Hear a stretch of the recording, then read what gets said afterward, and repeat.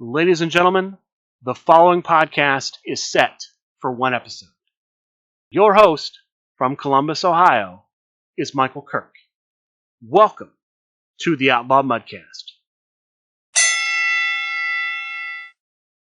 Hello and welcome to the Outlaw Mudcast, your digital audio dirt sheet for all things Supershow.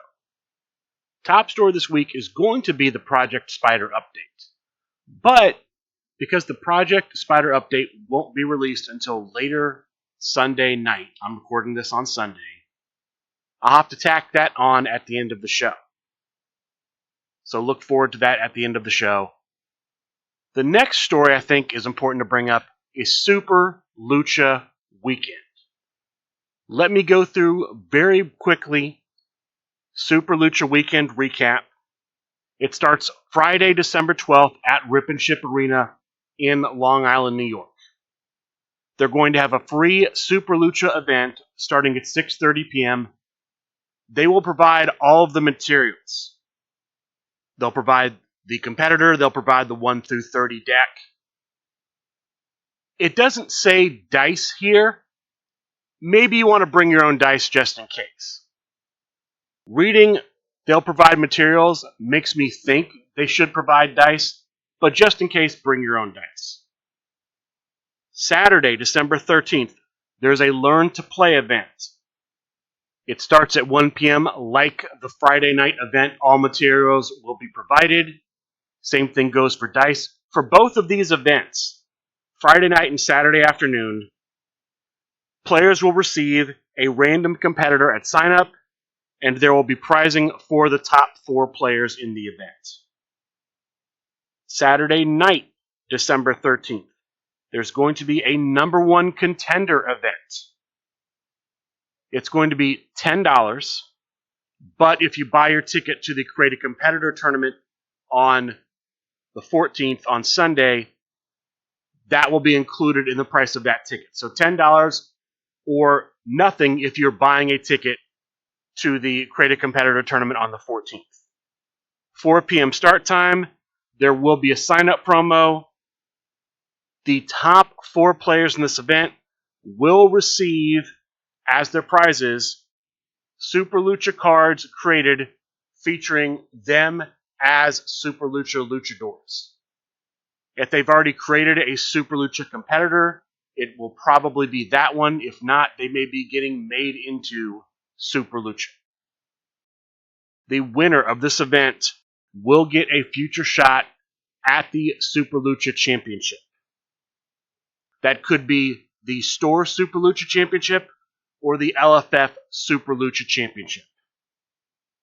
You will have to bring your own cards for this. So your own Super Lucha competitor, your own Super Lucha 1 through 30 cards, and a Super Lucha entrance if you have one.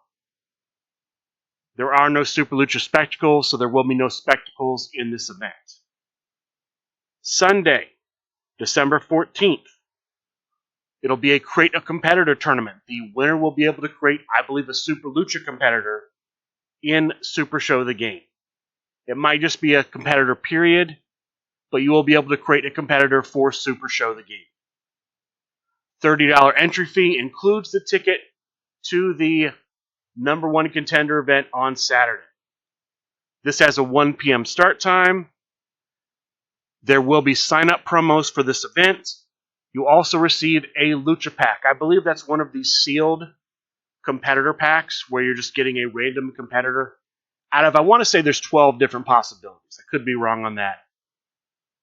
But you'll get that for signing up.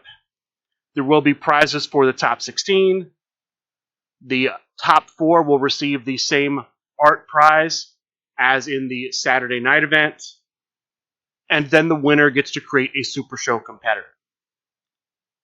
Rip and Ship will also be running a special. If you buy Super Lucha boxed product, you'll receive with your purchase one of those sealed Super Lucha competitor packs.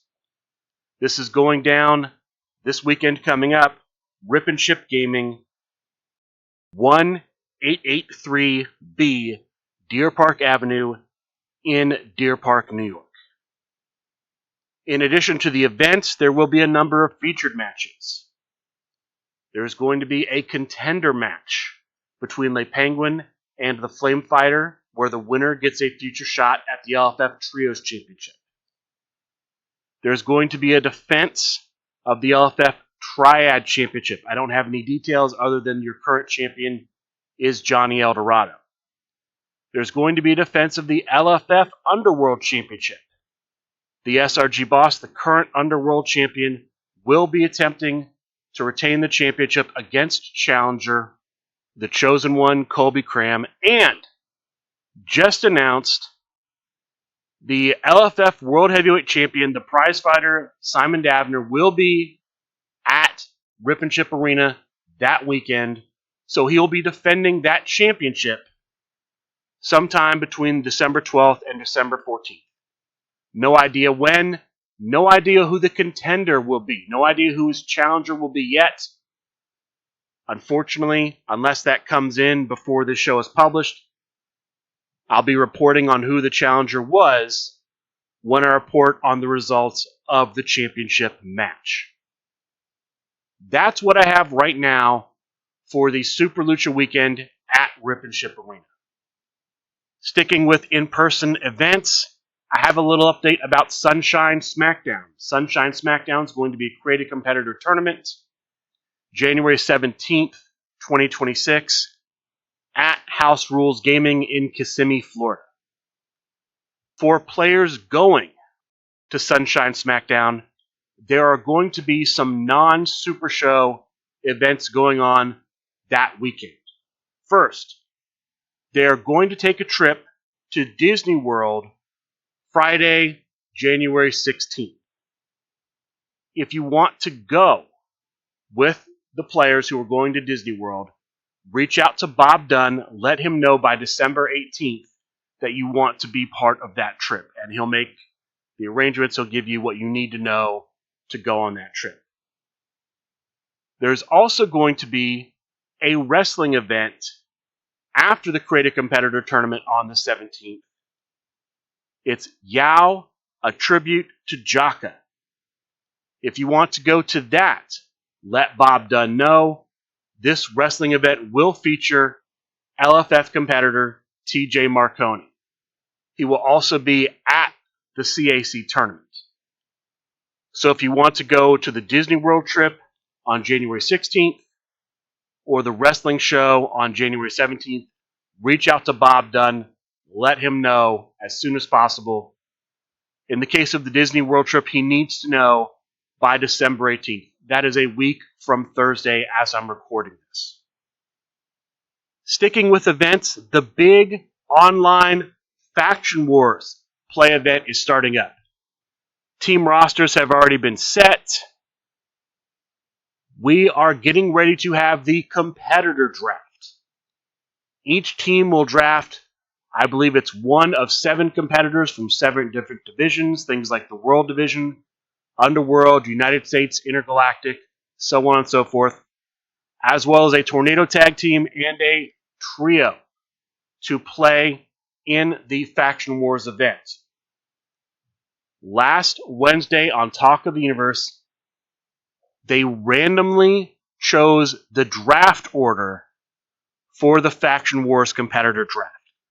I'm going to run through those teams in order from the 14th pick to the first pick.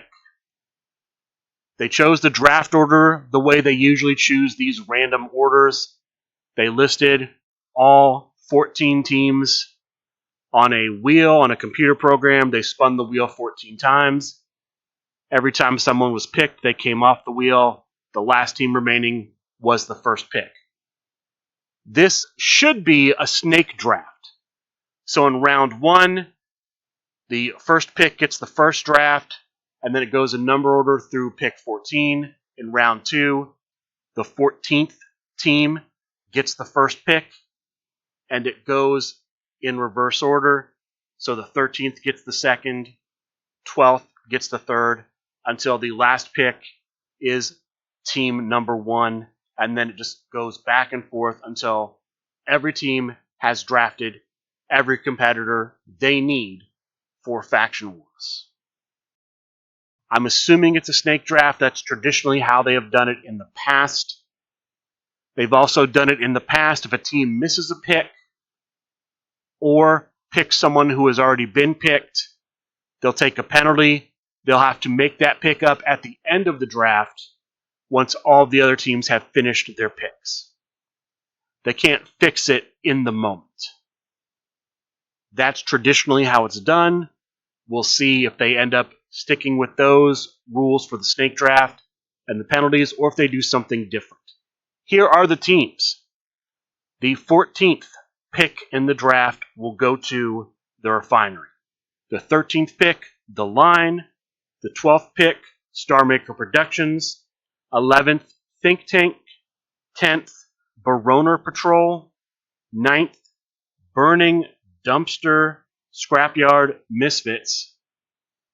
The 8th, Kongaholics. 7th, The Higher Class. 6th, Darby World Order. 5th, The Big Picture. 4th, Crime Wave. 3rd, Unionverse. 2nd, New Wool Order. And the first pick in the Faction Wars draft will go to the Constellation. This is back-to-back years the Constellation has gotten first pick in the Faction Wars draft. The draft will happen, card subject to change, December 17th. Talk of the Universe will start at 7:30 with the draft. I don't know if Talk of the Universe will be nothing but the draft on that day, or if there will be an abbreviated show after the draft. But that is when the draft is happening. Traditionally, the draft takes a couple of hours, give or take. Let's talk about some product news. The product that was available as part of the Super Lucha Kickstarter campaign is now available to be purchased on GameFound.com. If you go to GameFound.com and in the search function type in Super Lucha, it'll come right up. I typed in just the word Super, and it was the second thing listed. Here are the pledge tiers on GameFound for the product. I'll start with the Super Lucha GameFound El Ultimato Lucha Royale.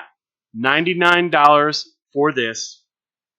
It's the 4-player box set, the solo mode box set, the playmat, the title belt card, the El Super Hombre competitor set, the El Gato Shinobi competitor set, the Mofa competitor set, the Gia de los Muertos competitor set, and all of the stretch goals that were unlocked during the original campaign.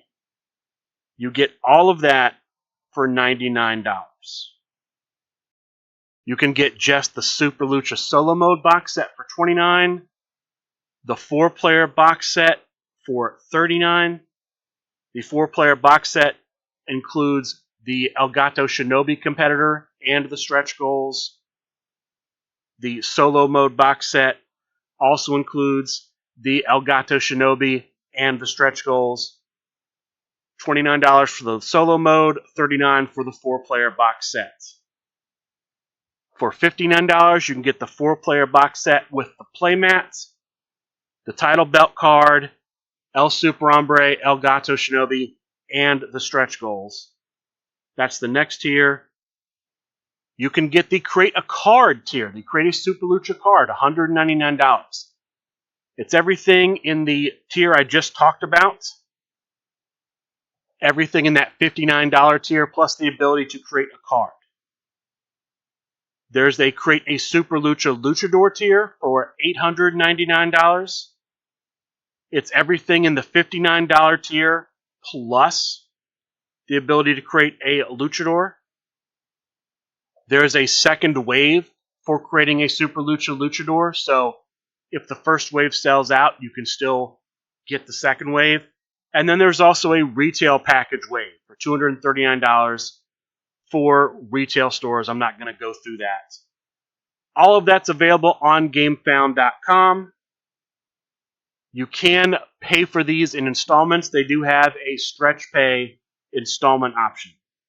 There are also add-ons You can get the solo box set for $20, the MOFA competitor set for $15, the Gio de los Muertos competitor set for $20, and you can get one of the Super Lucha packs, the random competitor packs, for $9. That's everything currently available on GameFound.com for Super Lucha. If you missed the campaign before and you want to maybe get a card created or a competitor, or get the product at a reduced price because you're buying in bulk essentially, this is a good option for you. Sticking with product news, I reported on a previous episode that Myron Reed and Killer Kelly were coming to Supershow the game. On the last episode of Talk of the Universe, they showed off the images for the single competitor Myron Reed, the singles competitor Killer Kelly, and the Tornado Tag Team competitor featuring them both, Killer Goats. If you want to check out the stat lines, the gimmicks, the finishers, I would say watch the previous episode of Talk of the Universe on the Twitch channel or the YouTube channel to get the images for those. Those competitors are apparently a joint project between Pro Wrestling Revolver and Arrival Wrestling. I'm not familiar with Arrival Wrestling. I am familiar with Pro Wrestling Revolver. I've seen Myron Reed and Killer Kelly wrestle multiple times for Pro Wrestling Revolver. The competitors do have the Wrestling Revolver logo on them, so if you have the finishes from previous Wrestling Revolver sets, those finishes are good with any Wrestling Revolver competitor, so you could use them with Myron Reed, Killer Kelly, or Killer Goats. We've also learned that there will be 2 new Wrestling Revolver competitors being released. The competitors coming out are going to be BDE and Paul Walter Hauser. Those will be Wrestling Revolver competitors, so you could use the Wrestling Revolver finishes with them. BDE is a streamer turned wrestler. That's mostly what I know about him. I know he recently became a Revolver champion, one of the undercard championships. I believe he's also done some wrestling for TNA as well. The other gentleman, Paul Walter Hauser, is mostly known for being an actor who also wrestles. He became well known for being in the Richard Jewell film that Clint Eastwood directed. I believe he's also in the most recent Naked Gun movie that Liam Neeson was in, playing the new Frank Drebin. So that's who Paul Walter Hauser is. Those are the new competitors coming to Supershow the game. Last bit of competitor news I have, there's going to be a delay in the release of the Halloween-themed deck. No information about what the new release date or time will be, just it's not going to come out when they originally planned for it to come out. I have one last thing before I talk about the online tournaments and featured matches from this past week. We're getting close to the time of the 2025 SRG Awards. What's going to happen is they're going to make a nomination form available to players that they can download, fill out, and then email. I believe usually it's emailed back to John Calais at srguniverse.com. We'll know where we're supposed to send it when that form comes out. SRG Universe will use those nomination forms and take those into consideration when they pick the nominees and the winner for the awards. There was a big discussion on the last episode of Talk of the Universe about who we could potentially see nominated and who we could potentially see win. If you're interested in that kind of discussion, check that out. It's a good refresher if you don't remember everything that happened over the past year. And now let's talk about the online tournaments and featured matches from this past week. I'll start Monday with Monday Night Fights. Underworld Division Tournament. World Division competitors booked. All other singles competitors legal, subject to 2020 vision. 11 players played in 4 bullet rounds. And then after that, they cut to a top 4. There were no stipulations in the semifinal round. The finals match and the third place match were both dark matches. Spotlight cards are blank. Discard piles are not public knowledge. The top 4 in Monday Night Fights were, in 4th place, playing as Yamato Hama, the Chosen One, Colby Cran. In 3rd place, playing as Officer Breezes, the Starbreaker, Trey Cantrell. In 2nd place, playing as El Hombre Cybernetico himself. And the winner of Monday Night Fights, playing as the original version of EC3, the Judge Tim Riley. Congratulations to the Judge for winning Monday Night Fights. Wednesday, on Big Picture Premium's Twitch channel, we had Wednesday Night Ignite. One match on the card. In this match, we had Rambo Apocalypse, playing as the competitor based on his wife, Mrs. Apocalypse, taking on Simple Chuck, playing as the competitor based on his wife, Beef Mode, in a standard singles match. This match ends up going to Crowd Meter 2. The winner, Simple Chuck. Congratulations to Simple Chuck for winning the Wednesday Night Ignite main event match. Thursday, we have a Boss Roddy beatdown. This was a group stage tournament, open division, all singles competitors legal, subject to 2020 vision. Group stages, there were 4 groups, 4 players per group. Each player played the other 3 players in the group.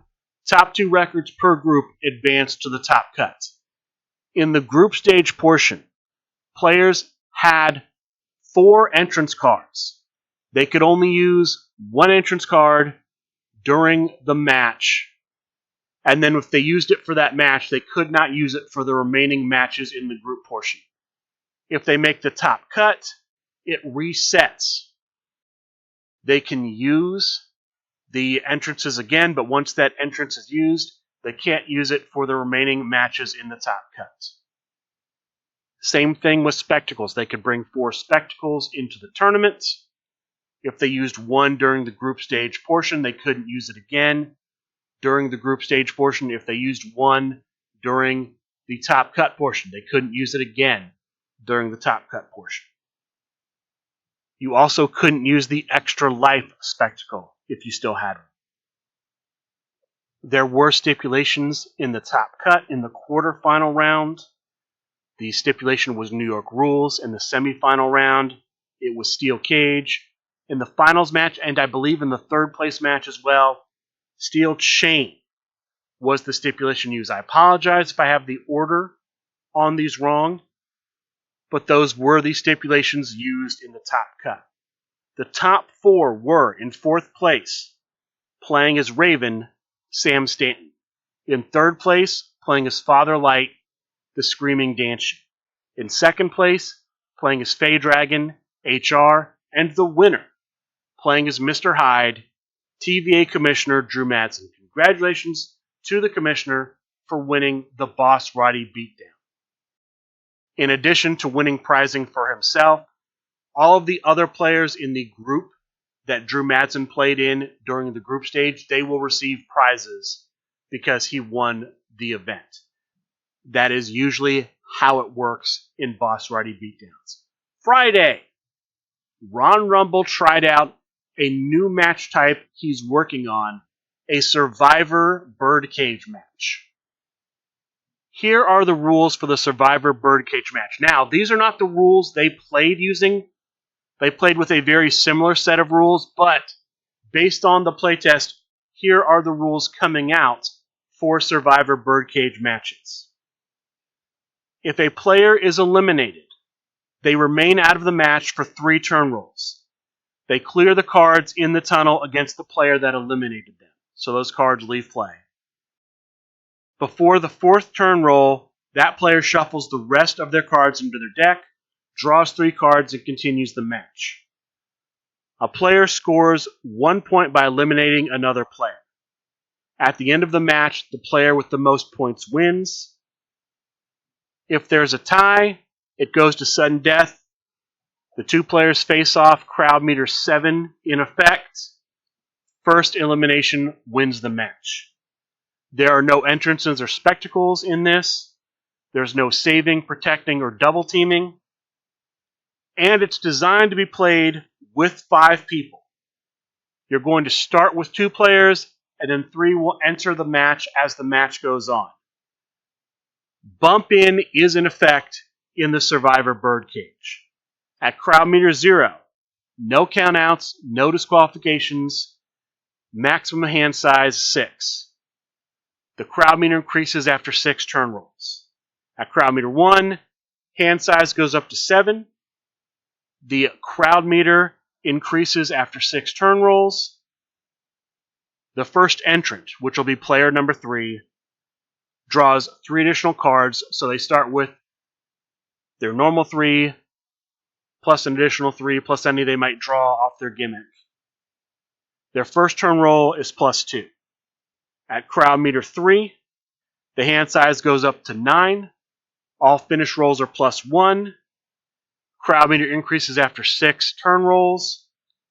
The second entrant, or the 4th player, draws 4 additional cards. Their first turn roll is plus 2. At crowd meter 4, the hand size goes up to 10. Still no countouts or disqualifications. All finish rolls are plus 3. Crowd meter increases after 6 turn rolls. Finishes are now follow-ups. At crowd meter 5, no changes to the countouts, disqualifications, or hand size. Finish rolls are plus 5. Crowd meter still only increases after 6 turn rolls. All finishes are still follow-ups.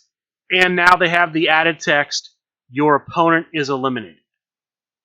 At crowd meter 7, which is the final crowd meter, still no countouts, still no disqualifications, maximum hand size still 10, all finish rolls still plus 5, all finishes are still follow-ups and have the added text, your opponent is eliminated, and the match ends after 8 turn rolls. Once that match ends, they count up the points. The person with the most points wins. In the playtest match, the 5 players were, in order of entry, the New York Phenom playing as Hex, and Bobby Ohio playing as Bobby Ohio. They started off the match. The next player in, Matthias, son of Zeus, playing as the Monarch, Eiko Sugiyama. The 4th player in the match, the Cheetah, playing as Leon Slater, and the final player to enter, playing as the new version of the Angler, the Italian Bombata. The Italian Bombata won, scoring 2 points. There were 3 players that each scored 1 point. Through the tiebreaker, second place was Matthias, son of Zeus. Congratulations to the Italian Bombata for winning the Survivor Birdcage playtest match. Saturday, we had a couple of matches streamed on the Flame Fighters Twitch channel. The first was a grudge match, Sticks versus Mikes. Jared Bridge playing as EDM versus Ron Rumble playing as Mr. Sunday Night Ron Rumble. Standard singles match, except Jared Bridge was using the generic finisher with drumstick in the name. Ron Rumble was using the generic finish with microphone in the name. Only those finishes caused finish rolls. Outside of that standard singles match, it doesn't go past crowd meter 0. The winner, Mr. Ron Rumble. From what I understand, because he won, there's going to be a card created in the future where Mr. Ron Rumble will be suplexing EDM in the art. That's the result of their match. Congratulations to Mr. Ron Rumble for the victory. The other match was one of the Harry's Tornado Holiday Extravaganza tournament matches. In this match, we had the Cheetah playing as Pluto and Uranus, taking on the Flame Fighter playing as Union Safety Reps. The match goes to crowd meter 1. The winner, moving on in the winner's bracket because it is a double elimination tournament, the Flame Fighter. Congratulations to the Flame Fighter for advancing in the winner's bracket. Sunday, we have Sunday night fights.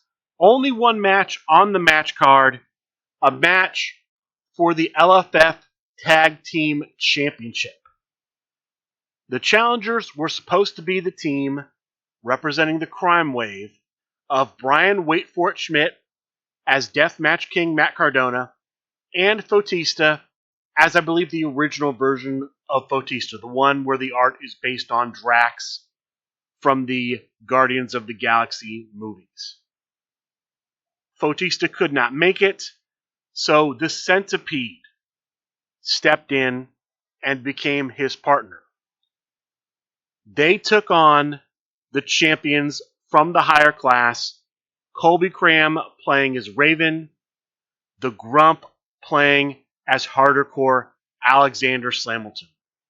This was a long match. It went all the way to crowd meter 6. It went about an hour and 45 minutes. Through the majority of the match, the champions had the challengers on the ropes. They hit finish after finish. The challengers able to stay alive. And at crowd meter 6, finally hit a finish.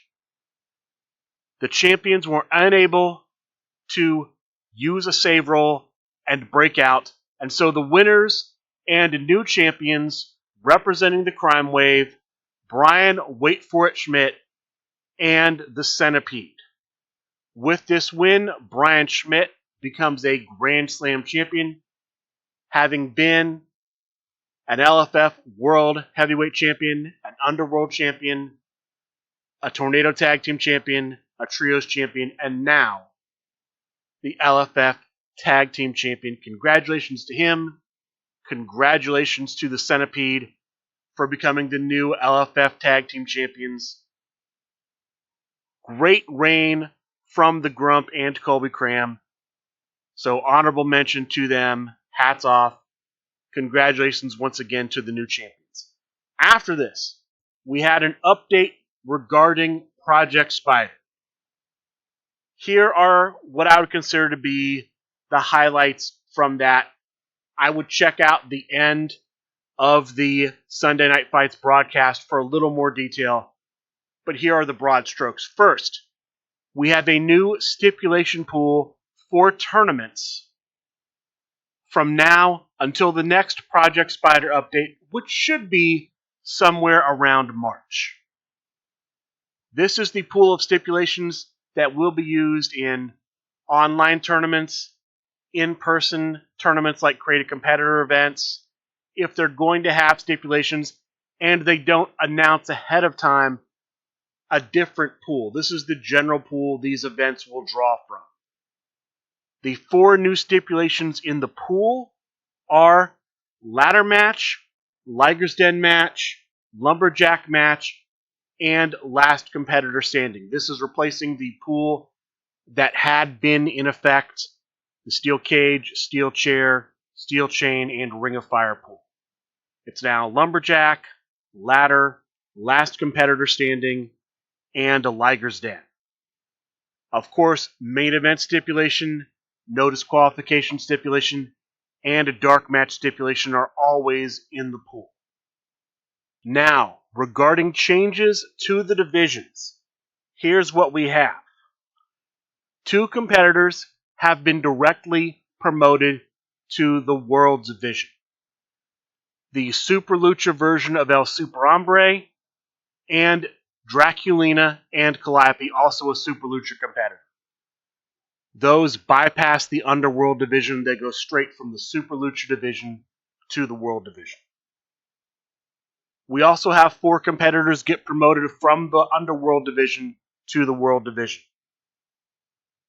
Faye Dragon, the reroll version of the Goat Brock Smith, the new reroll version of the Grim Librarian, and the Perfect Assistant. All of those competitors go from the Underworld Division to the World Division.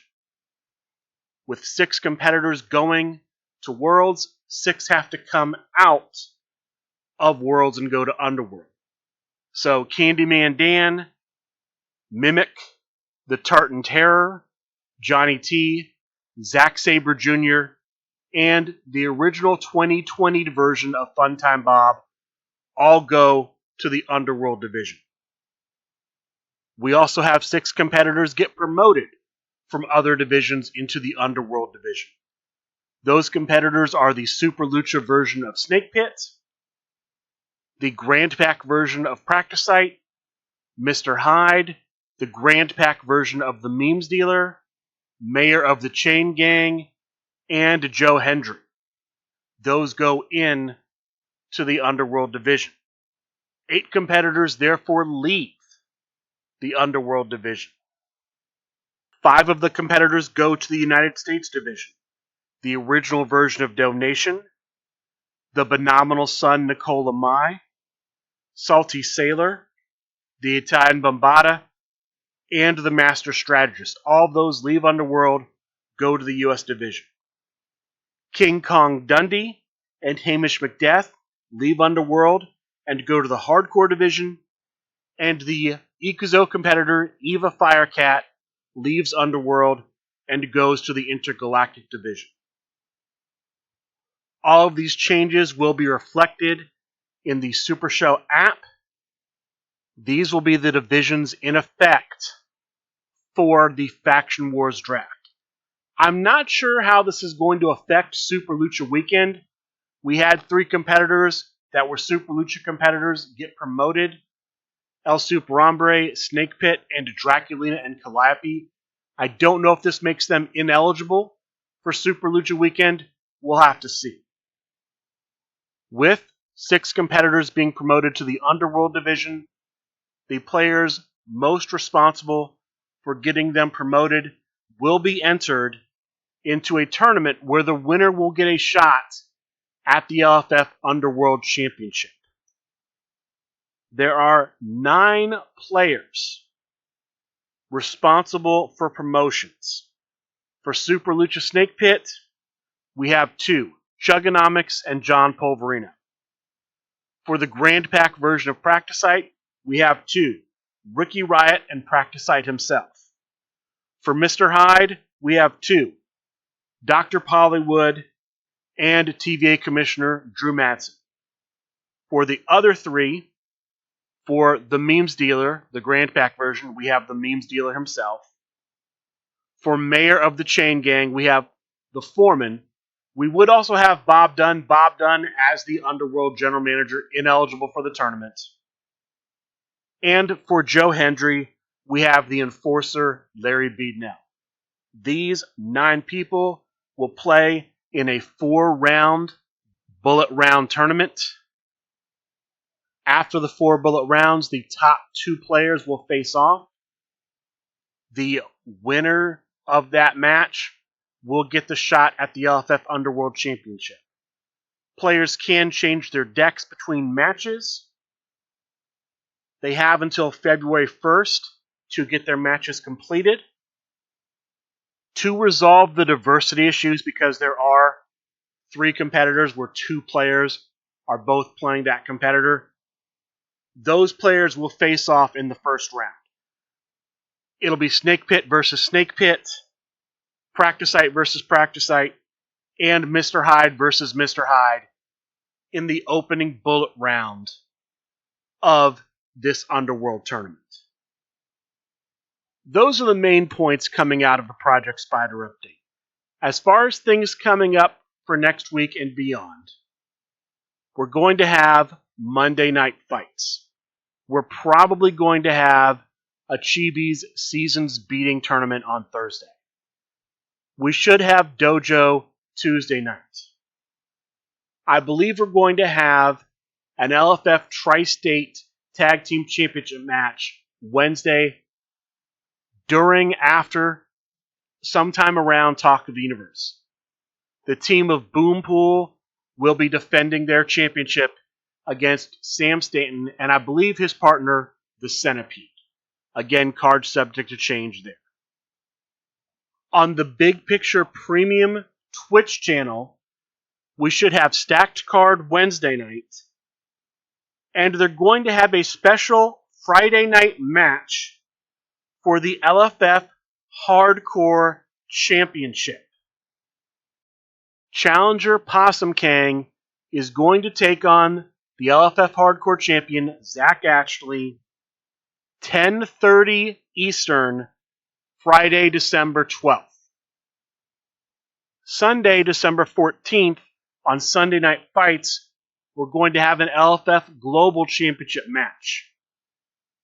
Champion Harvey Luster, champion with the original EC3, was supposed to face the Memes Dealer. The Memes Dealer now unable to compete. The replacement challenger, who will be challenging with Shane Hurricane Helms, is Jokerfish. So Jokerfish versus champion Harvey Luster, Sunday, December 14th for the LFF Global Championship. And then finally, December 17th on Ignite, we're going to have an LFF Old School match.